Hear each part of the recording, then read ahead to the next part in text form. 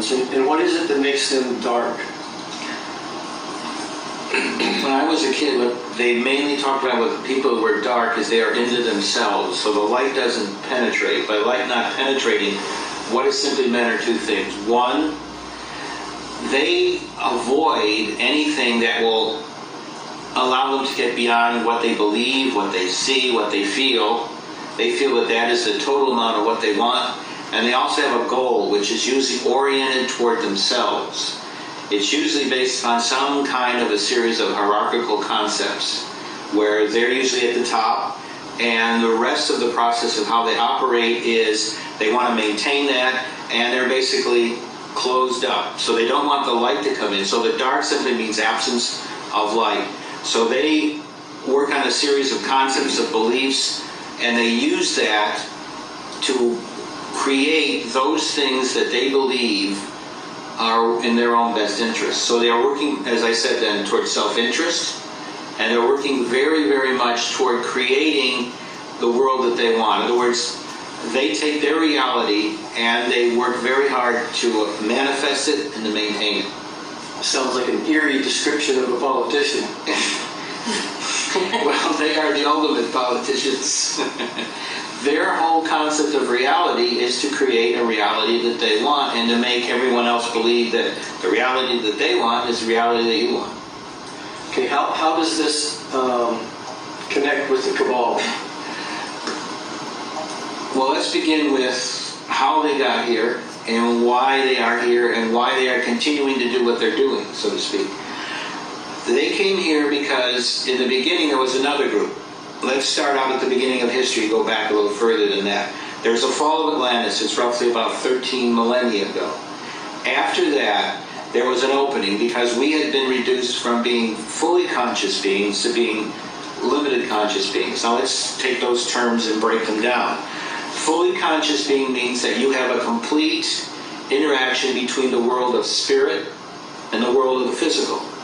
When you become limited conscious beings, the world of spirit leaves you. You create so-called veil that we talk about, and you become a limited conscious being. You are living in the reality is, this is it. The physical aspects of reality is it.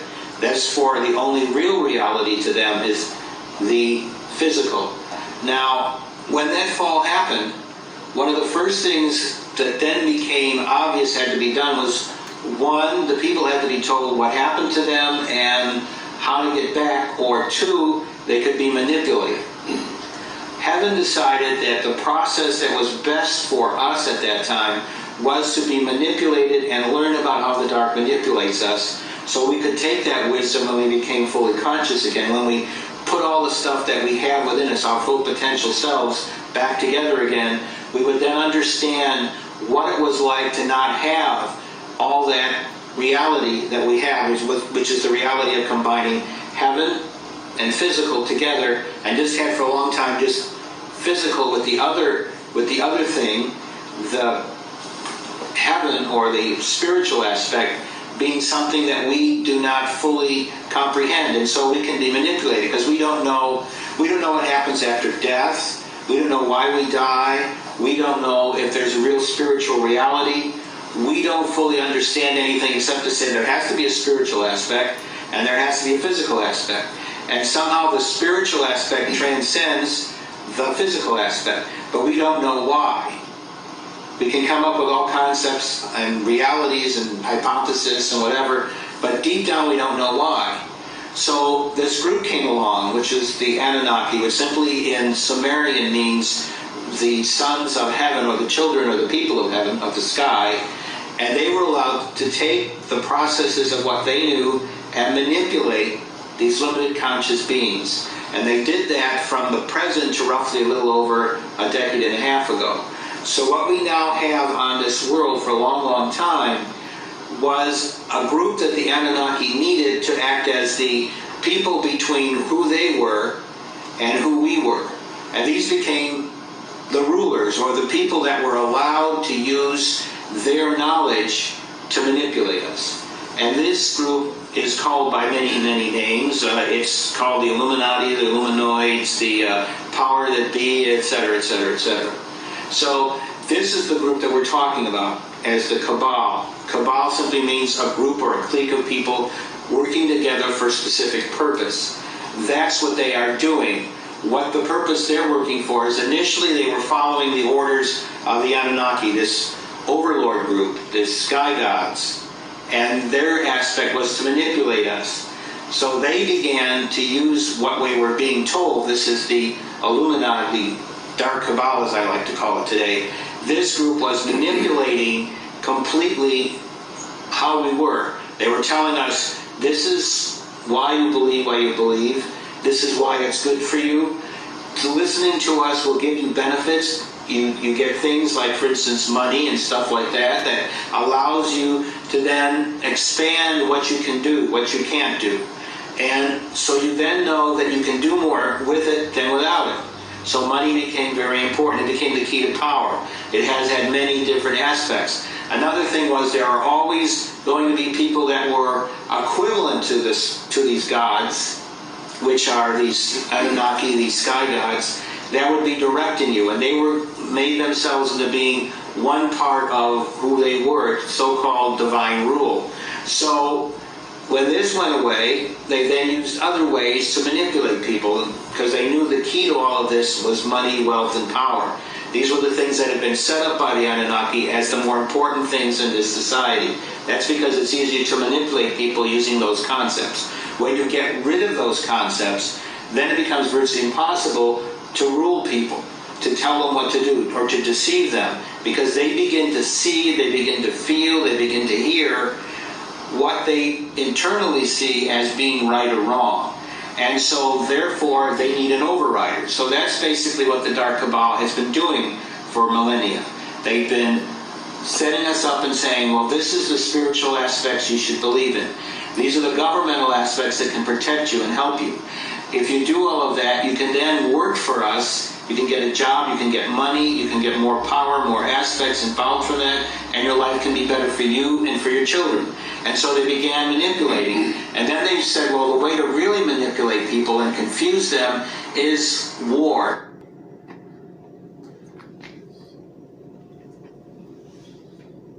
My name is Raymond Reddington.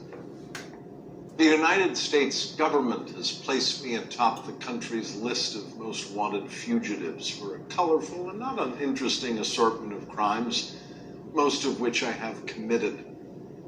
That's who I am. You, in turn, are, by my estimation, 11 of the finest investigative journalists in the world.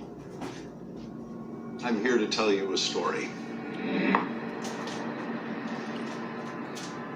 I'm sure you recognize many of the faces behind me. They are among the most powerful men and women on the planet. They are also part of a global conspiracy, a shadow organization that spans across every continent and has for the last 3 decades, consisting of leaders in world government and the private sector. Some call this group the cabal. The world you live in is the world they want you to think you live in. They start wars, create chaos, and when it suits them, they resolve it. Cabal members will move more money in the next quarter than the World Bank will in the next year. Their alliance affects sea change in every aspect of human life. The value and distribution of commodities, money, weapons, water, fuel, the food we eat to live, the information we rely on to tell us who we are. What exactly do you expect us to do with this information? Study it, investigate it to determine the truth, and then report it. Let me be clear. Investigating this group will immediately position you as a threat. If you do what I'm asking, you will be putting your lives and the lives of those you love at grave risk. In the end, the truth will out. Not all of us will live to see that day, but the truth will out. And then they said, well, the way to really manipulate people and confuse them is war. Say that one group, whether it's a city-state or a nation or whatever, has certain things that are good or bad about it, and therefore we have to fight them. And the whole concept of fighting in a physical way to a fully conscious being is totally alien. There's nothing in your mind or your heart or etc. that would say you need to do it. That's why when people go to war, even today, soldiers, they develop concepts that lead to various mental illnesses, lead to all kinds of physical disease, etc., because they're being put under stress to do something that they know deep down inside is not right. And so as you begin to see this in people, as you begin to watch people develop, one of the things that happens to people when they become more conscious, in other words, more aware of the relationship between the physical aspects of their reality and the spiritual aspects of their reality, they begin to see more and more and more that the way society is put together is wrong. And so they begin looking for some way. They begin what some people call truth searchers, or just plain searchers, philosophical searchers, whatever word phrase you like to use. They begin to say immediately one thing: there has to be something different than what I see around me. There has to be something better. And as you become more and more conscious, you begin to see that indeed, one, we're not alone. Two, there is some form of an advanced spiritual philosophy that deals with who and what we really are, and see what people say we are in terms of physical beings and just being limited to that is wrong, that there has to be some kind of amalgam between the physical and the spiritual aspects of who and what we are. So you then begin searching around and looking for things. Now, one of the things that they've allowed to leak out every so often over the millennia is a little bit of information.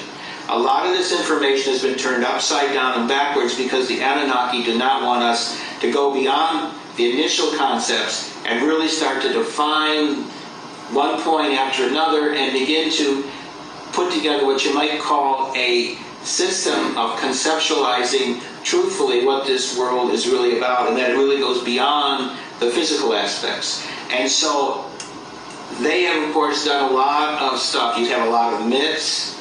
You have all kinds of books written in the modern world where literacy is more common. In the ancient days, there would be sacred texts that some people would be able to read or write, scribes who could interpret this to the people, and they would get a little smattering in their minds of what is right or what is wrong, what is truly right or wrong. And so this has always been there, but they've always kept it at the periphery because they don't want people to really grab it, but there's enough of it there that they can use that peripheral information to strengthen their concepts about what they believe and their manipulations of what is the true spiritual aspects is that combine with our physical aspects to create within us a real concept of reality.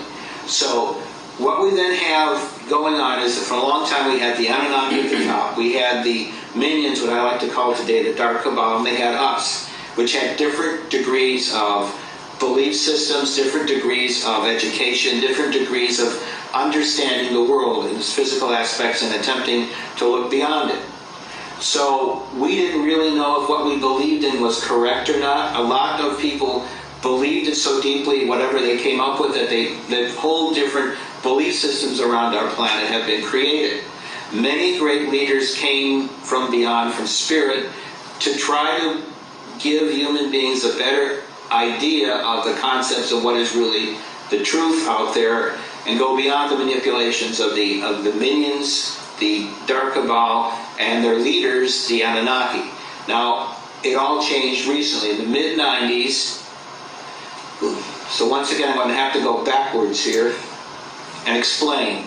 In our galaxy there's a light aspect and there's a dark aspect. The dark aspect, what I like to call the Lords of the Dark, are a collective. And this collective can be basically called Inchara, which is a word that they came up with. By they I mean the dark beings themselves, these Lords of Light. They call themselves the Anunnaki in the many different languages where they created what are called the children of Anunnaki, of Inchara. The children of Inchara have, for long periods of time, been created without real light bodies and totally in a lockstep belief of exactly whatever it is that these Dark Lords created. So they created war across the galaxy, etc. So now, Anchara had a pact with the Anunnaki. The Anunnaki and the Ancharians, their various empires, were together. What happened was in 95, there was before the Dark Lords came into this galaxy, they created with the light a basic reality of when and where all of this was going to change. When actually you would have this amalgam where the light and the dark came together and created a greater light. So this has been going forward. This goes into millions of years, not just millennia. So as you look at the greater history, the galactic history, you see Anchara coming into this solar system. You see that being interpreted for Anchara, interpreted by the Anunnaki as far as planet Earth goes. And of course, they needed their group, which were the various different minions. It became the various ruling families, the various groups that were the most powerful beside the ruling families in any society, whether it was a city-state or later a nation.